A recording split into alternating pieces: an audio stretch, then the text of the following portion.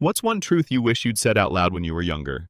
I still remember the exact day when the worry started gnawing at me like an old wound that wouldn't heal. That moment about 2 weeks ago when my son David failed to answer his phone for the first time in months. His usual quick replies to my check-in texts about how Timmy was doing in school or whether he needed anything from the grocery store suddenly vanishing into a void that left me staring at my screen in the quiet of my Ohio kitchen, surrounded by the faded reminders of family life like the calendar on the wall where Sarah had once marked birthdays in her precise handwriting before that tragic car accident 3 years ago stole her away and turned David's world upside down, making him retreat to this secluded suburb in Pennsylvania with our 8-year-old grandson, claiming he needed time to piece things together on his own while I, wrapped up in the aftermath of my bitter divorce from his father, who had always been more trouble than he was worth, had let the distance grow. Without pushing hard enough to bridge it, too consumed by my own regrets and the daily grind of retirement to drive up more often than a sporadic weekend visit that now felt woefully insufficient in hindsight. As the days stretched into a full week without even a voicemail or a sign of life, my imagination began spinning wild scenarios drawn from all those late-night news stories about adult children falling ill alone or getting overwhelmed by life's relentless pressures.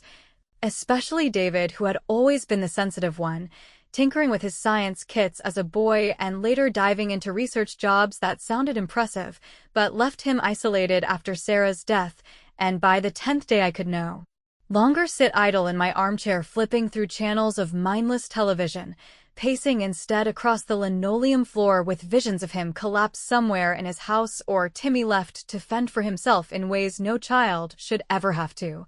prompting me to grab my purse and car keys.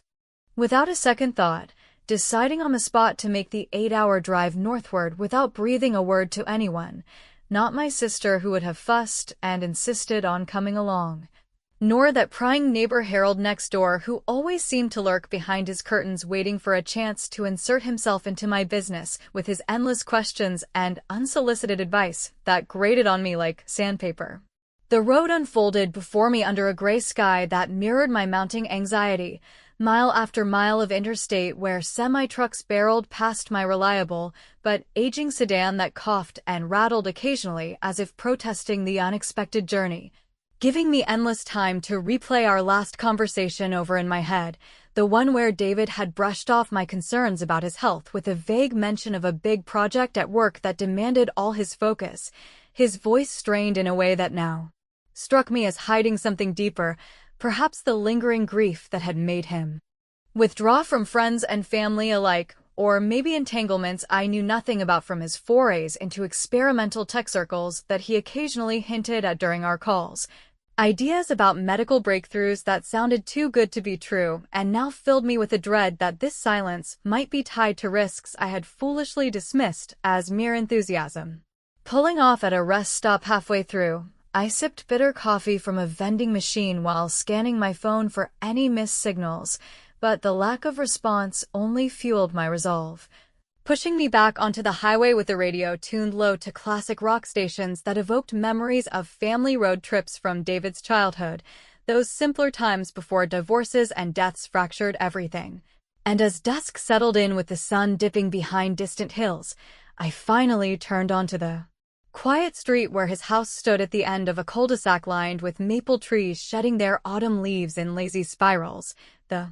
sight of it immediately setting my nerves on edge because every window was dark despite the hour when lights should have been flickering on for dinner and bedtime routines, no familiar outline of Timmy's bicycle propped against the porch or David's truck in the driveway.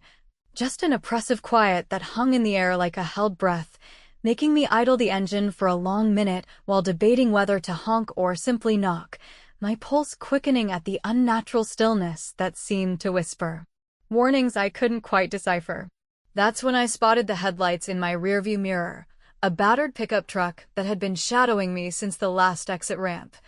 Its driver none other than Harold, who must have tailed me from home sensing some family drama brewing and unable to resist meddling as always. So I waited until he pulled up alongside with that self-satisfied smirk peeking through his window before rolling down mine just enough to feign confusion about the route, casually steering the conversation toward local rumors I'd overheard at the rest stop about break-ins and squatters haunting empty properties in the area. Watching his eyes light up with nosy interest as he leaned in to offer directions laced with questions about my purpose here. And with a calculated chuckle, I thanked him profusely while suggesting he might want to alert the neighborhood watch himself since he seemed so tuned in, then accelerated away smoothly, leaving him to stew in his curiosity. Circling the block on side streets to lose any further pursuit before parking a discreet distance away and approaching on foot through the gathering shadows, my spare key, the one David had pressed into my hand years ago for just such emergencies, trembling slightly in my grip as I let myself through the front door into a foyer that enveloped me in darkness thick with the scent of neglect and something sharper, almost chemical, that tickled my throat while I called out softly at first for David. And then more urgently for Timmy, the echoes dying unanswered until a subtle scuffle emanated from upstairs in what I knew was the boy's bedroom, a sound like fabric shifting or small claws scraping that halted my breath and rooted me to the spot, forcing me to grip the banister with white-knuckled hands as the reality sank in that whatever awaited above might shatter the fragile hopes I'd clung to during the entire drive. That faint scuffle from Timmy's room upstairs lingered in my ears like a persistent echo refusing to fade, pulling me forward despite every fiber of my being urging caution after the long drive and the unnerving quiet that had greeted my arrival at David's house. So I studied my breathing and began ascending the staircase slowly, each step groaning under my weight in the oppressive darkness broken only by the narrow beam of light from my phone flashlight that danced erratically across the walls adorned with framed pictures of happier times, images of David grinning with Sarah at a backyard barbecue or Timmy blowing out candles on a birthday cake that now seemed like relics from a life unmarred by the losses and secrets that had driven my son into this self-imposed isolation following her untimely death in that devastating car crash 3 years prior, a tragedy I had mourned from afar while grappling with my own marital unraveling that left me too distracted to offer the consistent support he clearly needed, my sporadic visits now haunting me as evidence of my shortcomings as a mother who should have recognized the signs of his deepening withdrawal much earlier. The air grew thicker with each riser I climbed, carrying that peculiar metallic tang mixed with the musty odor of unwashed linens and forgotten meals, scents that painted a picture of neglect far beyond what a busy single father might allow even on his worst days. And as I reached the landing, the hallway stretched out dimly before me with doors ajar to rooms that should have hummed with evening routines, but instead lay still as forgotten tombs, prompting me to whisper David's name again, followed by Timmy's in a voice that cracked with the weight of unspoken fears about what 2 weeks of radio silence might conceal. Whether a sudden illness had felled them both or if external troubles from David's secretive work in those experimental biotech circles he sometimes alluded to had finally caught up in ways I could scarcely imagine. Pushing open the door to Timmy's bedroom first, because the sound had emanated from there, I swept the light across the space and felt my stomach twist at the disarray that greeted me. The bed covers rumpled and half fallen to the floor as if someone had bolted upright in haste, toys and books scattered in haphazard piles that suggested a frantic interruption rather than a child's playful chaos. And no sign of the boy himself curled up with his favorite stuffed bear or David sitting on the edge, reading one of those adventure stories they both loved, the absence amplifying the metallic scent into something almost acrid that made my eyes water slightly while I knelt to peer under the dresser and behind the curtains, calling out softly in case they hid from some imagined monster only to receive silence that pressed down heavier than before. Venturing next into David's office across the hall, I rifled through the desk drawers with growing urgency, uncovering stacks of unpaid bills and scribbled notes on napkins about deadlines for projects involving terms like neural interfaces and tissue regeneration that sounded ripped from a late-night infomercial, but carried an undercurrent of desperation hinting at his obsession with reversing the irreversible loss of Sarah, my fingers brushing against a small locked box that resisted my attempts to pry it open until I spotted a letter opener nearby and wedged it free, revealing inside a cluster of vials filled with Iridescent fluid alongside a journal entry dated just before the silence began, describing a breakthrough in revival protocols tested on organic samples that chilled me with its clinical detachment masking profound grief. Clues that painted David not as a victim of circumstance, but as a man teetering on the edge of forbidden pursuits I had unwittingly enabled by not intervening sooner during his vulnerable months after the accident. Just as I pocketed one of the vials for safekeeping, headlights pierced the window from the driveway below, casting long shadows that jerked my attention outward where a delivery van had pulled up unannounced at this late hour, the driver emerging not with parcels, but circling the property methodically, his flashlight probing windows and doors in a manner that screamed surveillance rather than service. Likely one of those opportunistic contacts from David's shadowy network come to investigate the unexpected visitor or retrieve whatever experiments he had underway, and my instincts from years of navigating neighborhood busybodies kicked in as I slipped downstairs quietly to observe from the side window, watching him fiddle with the back gate while muttering into a phone about securing the site before complications arose. Seizing the moment when he turned his back, I eased out the kitchen door and approached from the tree-lean with the casual stride of someone out for a late stroll, greeting him with feigned neighborly cheer about the chill in the air, and asking if he might have seen my lost dog around since I lived just down the street, his guarded responses faltering as I steered the talk toward how I'd noticed strange deliveries piling up here lately and wondered if the postal service was getting sloppy with addresses. Then with a light-hearted laugh I mentioned snapping a photo earlier of his van for my community's online forum to discuss rising package thefts in the area, pulling out my phone to show a harmless shot of the yard that implied far more surveillance than it did, watching his face drain of color as he stammered excuses and backed toward his vehicle, the satisfaction of turning his prying against him bubbling up in a wry amusement that momentarily eased the tension, because nothing quite matches the thrill of outsmarting a meddlesome fool without raising your voice. Though it also underscored the precarious web I had entangled myself in by venturing here alone against better judgment that now seemed recklessly naive,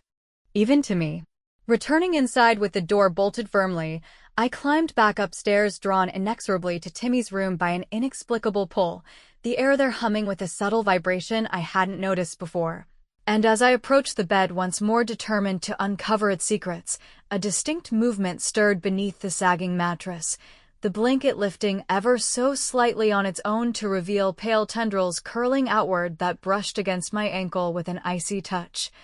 freezing me in horrified stillness as a low, guttural rasp emanated from the darkness, not the voice of a child, but something altered and pleading that shattered any lingering illusions of a simple family mishap. That icy brush against my ankle from the tendrils under Timmy's bed sent a jolt through me like nothing I'd ever felt. Not even during the raw nights after Sarah's funeral, when grief had clawed at my insides, leaving me hollow and questioning every choice that had led to such a void in our family. So I yanked my foot back instinctively while stifling a gasp that might have echoed through the silent house and drawn unwanted attention from whatever lurked in the shadows below, my mind reeling with a whirlwind of possibilities, from some wild animal that had somehow gotten trapped inside during David's absence to far more sinister explanations tied to the vials and notes I'd uncovered in his office,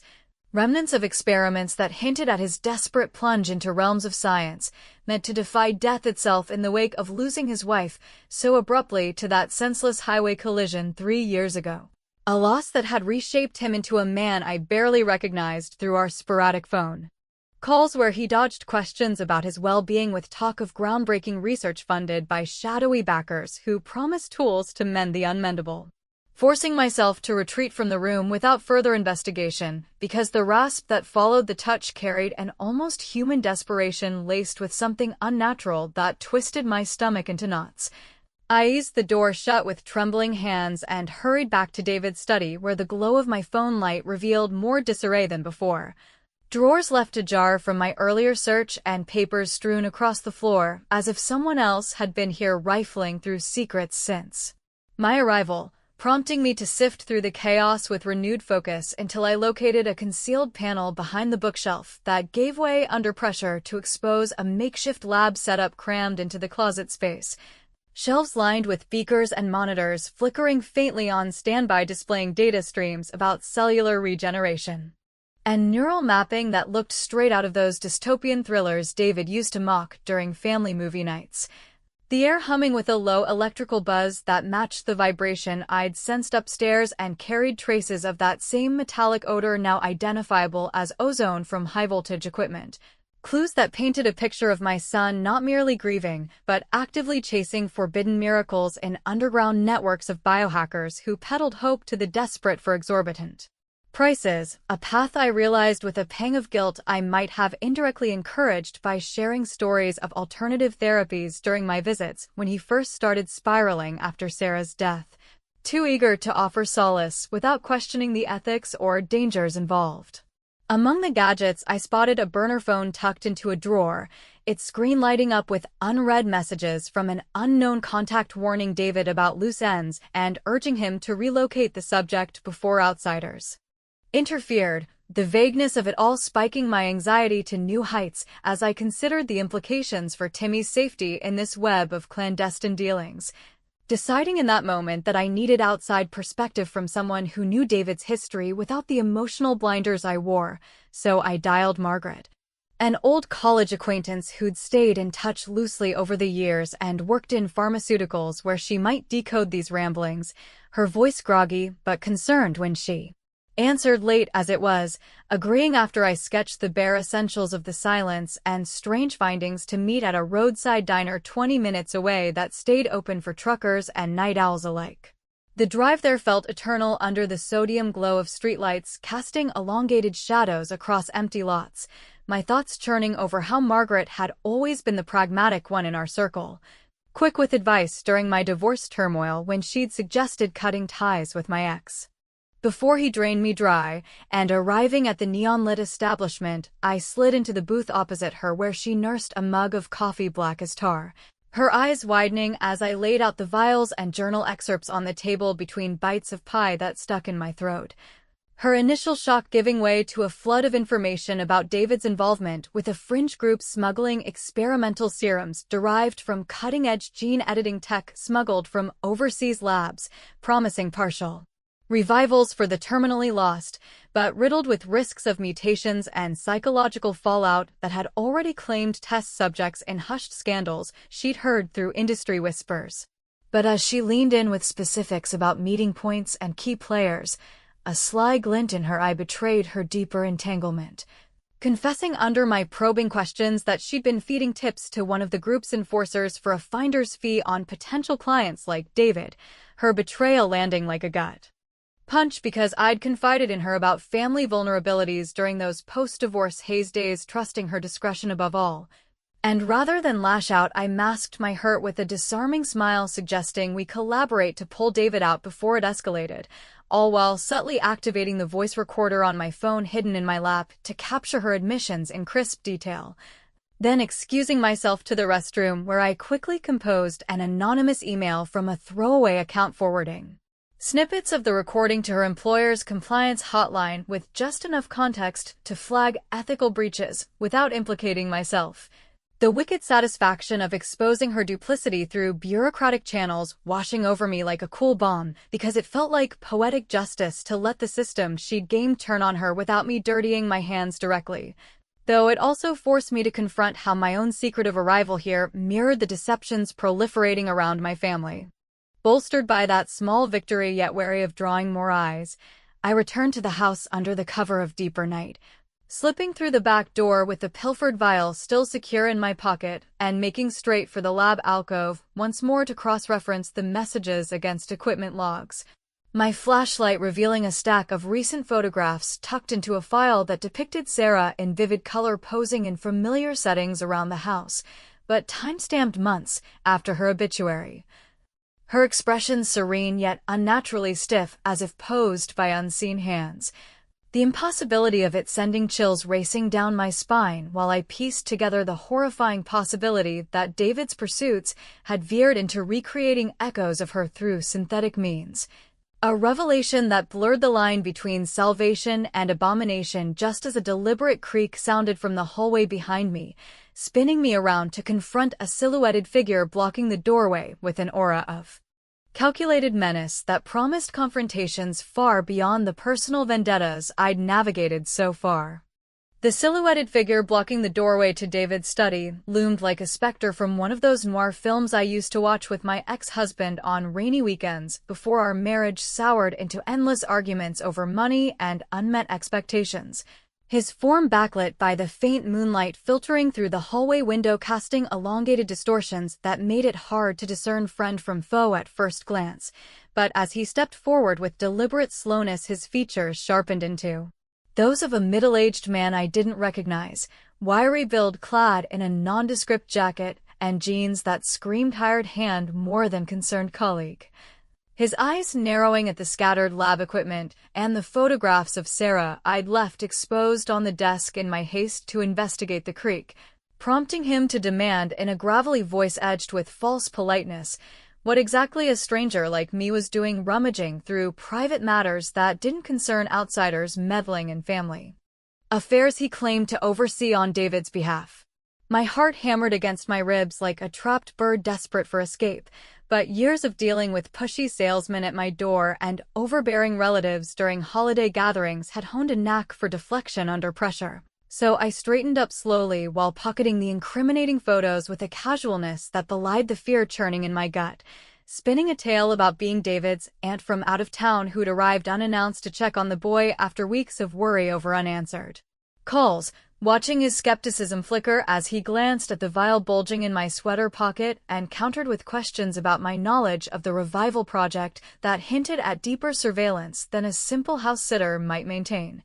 His probing laced with threats veiled as concern for everyone's safety if certain items weren't surrendered immediately to avoid escalating complications with the backers funding David's desperate bid to reclaim a piece of Sarah through those unholy serums and neural graphs I'd glimpsed in the hidden alcove. The air between us crackled with tension thicker than the ozone scent permeating the room, reminding me of how I'd always prided myself on being the level-headed one in crises during my nursing days when patients lashed out in pain. Yet here I stood in a stranger's home, entangled in secrets that could unravel lives, including Timmy's if I misstepped, a realization that fueled a reckless impulse to press him for details on my son's whereabouts under the guise of cooperation, drawing out admissions about David going underground after a botched test that left unstable results, confined to the upstairs area while Timmy had been stashed with a safe contact to shield him from fallout.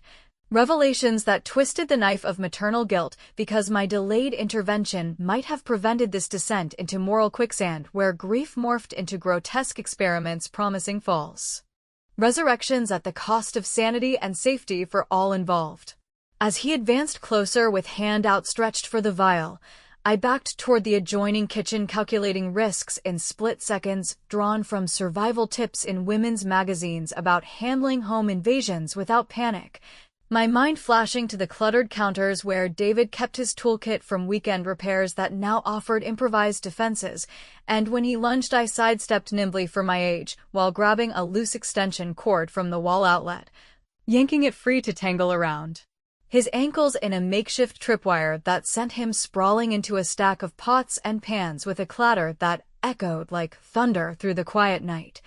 The absurdity of the scene pulling a nervous chuckle from me as I quipped about how the house seemed to have its own way of dealing with uninvited pests, especially ones who forgot to wipe their feet. His flailing curses muffled by the din giving me precious seconds to dash upstairs and wedge the bedroom door shut with a heavy dresser dragged across the floor, barricading myself in while dialing emergency services on my phone only to hear interference static that suggested jamming tech in play from his associates circling the property. Peering through the curtains, I spotted two more shadows moving in the yard below, their flashlights sweeping methodically as they coordinated via walkie-talkies about flushing out the interloper and securing the asset before dawn broke and neighbors stirred. The term asset chilling me with its dehumanizing implication tied to whatever abomination stirred under Timmy's bed, forcing me to weigh the peril of staying put against venturing out into the unknown where my choices now veered toward the foolhardy in ways that even I could see might endanger more than just myself, yet the pull of protecting family overrode caution as I waited for their retreat signaled by fading voices, slipping back downstairs later to find the intruder gone. But a scrawled warning on the fridge magnet about consequences for theft that only steeled my resolve to dismantle this nightmare from within. With the house reclaimed in uneasy silence, I returned to the study drawn by an unfinished thread in the journal about containment protocols for revived entities that risked reversion if exposed to light. The entries laced with David's handwriting trembling on the page as he confessed doubts about the ethics of tethering echoes of Sarah to synthetic shells for Timmy's emotional sake. Subtle hints that built a mosaic of horror involving partial successes manifesting in confined spaces like the boys' room where the rasps and touches I'd encountered suggested a fragile hold on whatever life he'd engineered. A dilemma that gnawed at me as I considered destroying the evidence to spare further suffering or preserving it to bargain for my grandson's return. The conflict raging internally just as the front door rattled anew with insistent pounding that heralded reinforcements undeterred by my earlier sabotage, trapping me once more between the encroaching threats outside and the pulsating mystery concealed beneath the bed upstairs that demanded confrontation before it consumed everything I held dear. The insistent pounding at the front door reverberated through the house like a drumbeat signaling the end of any fragile peace I'd managed to salvage after tangling with the intruder in the kitchen. The voices outside now a chorus of urgency from the wiry man I'd tripped up earlier, joined by his reinforcements who barked orders about breaching entry and neutralizing any resistance before the asset destabilized further under external stress.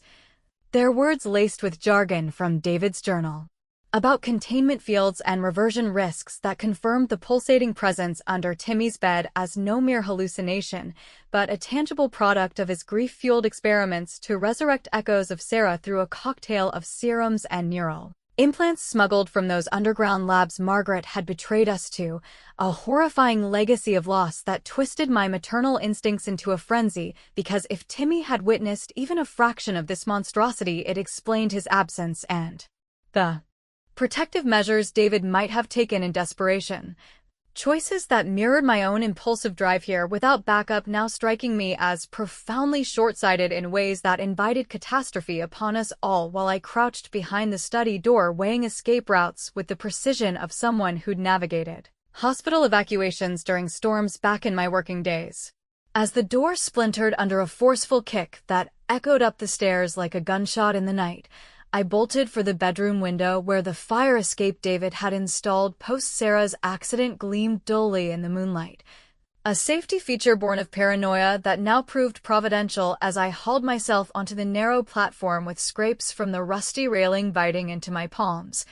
The cool air whipping around me carrying distant sirens that hinted at my earlier anonymous call to authorities about suspicious activity paying off in unintended aid, though the intruder's shouts below indicated they carried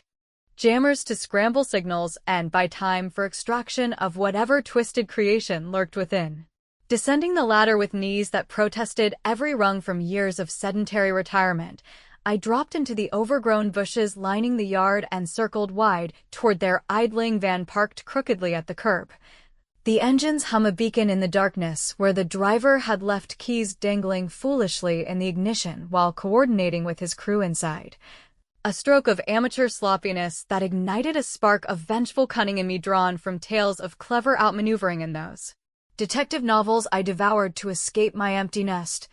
So I crept forward under cover of shadows and snatched the keys mid-stride before flinging them with all my might into the storm drain grate across the street where they clattered out of reach with a satisfying finality, stranding the whole operation as I melted back into the tree lean with a suppressed giggle at the irony of turning their overconfidence against them like a bad joke on a heist gone wrong, the light vulgarity of their impending frustration, cursing the night as they realized the betrayal, offering a fleeting balm to the terror because nothing quite soothes the soul as watching fools hoist themselves on their own petard without you lifting more than a metaphorical finger. Even if my heart raced with the knowledge that this petty sabotage might only delay the inevitable reckoning for David's secrets and Timmy's safety. With the sirens growing louder and the men's voices fracturing into panic as they abandoned the house to avoid arrest, I waited in hiding until blue lights painted the street in erratic flashes before slipping back inside through an unlocked side window. The interior now a shambles of overturned furniture and shattered vials from their hasty search that released acrid fumes mingling with the ever-present metallic tang, prompting me to navigate the debris toward Timmy's room where the air vibrated with an intensity that pulled me forward like a magnetic force born of unresolved dread and the faint, insistent rasps that had haunted me since my first encounter with the unknown beneath the bed. Kneeling before the frame with the blanket draped heavily as if guarding a forbidden realm, I gripped its edge with fingers numb from cold and adrenaline, lifting it incrementally to reveal a form that defied comprehension in the dim glow of my flashlight. A twisted amalgamation of human frailty and synthetic horror crawling forth on elongated limbs mottled with vein-like circuits pulsing faintly under translucent skin, its face an uncanny approximation of Sarah's features warped by incomplete regeneration with eyes that flickered open to lock onto mine in a gaze that blended recognition and vacant agony, the creature's gurgle morphing into fragmented syllables that echoed her once gentle laugh twisted into pleas for connection or perhaps release, freezing me in a shock that transcended fear into existential revulsion because this abomination shouldn't have stirred at all, let alone evoked the ghost of a woman buried 3 years prior. A manifestation of David's hubris in playing God to spare Timmy further pain at the cost of unleashing something that blurred the boundaries between life and the merciful void of death in ways that challenged every comforting narrative I'd clung to about moving on from loss. Just as the form reached tentatively toward me with fingers that ended in subtle hooks glinting like surgical steel, a crackle emanated from a concealed speaker embedded in the wall behind the headboard. David's voice emerging weak and ragged, laced with static, as he confessed from wherever he'd hidden that the revival had worked too well at first, binding Sarah's digitized memories to a cloned vessel for their son's sake, but unraveling into instability without constant monitoring. His words cutting off mid-sentence with a gasp that suggested capture or collapse just as fresh footsteps crunched on the gravel outside, heralding either rescuers or renewed pursuers drawn by the earlier commotion, leaving me to back away slowly from the crawling entity that whimpered in the shadows while questions swirled unanswered about whether this was truly a fragment of her soul revived through forbidden science or merely a delusional projection of collective grief amplified by the serum's side effects, the ambiguity settling over me like a shroud that provoked endless rumination on the perils of denying finality and the fragile illusions we weave to endure, the night closing in with possibilities that promised no easy closure for the family fractures I'd come to mend or the horrors I'd unwittingly exhumed.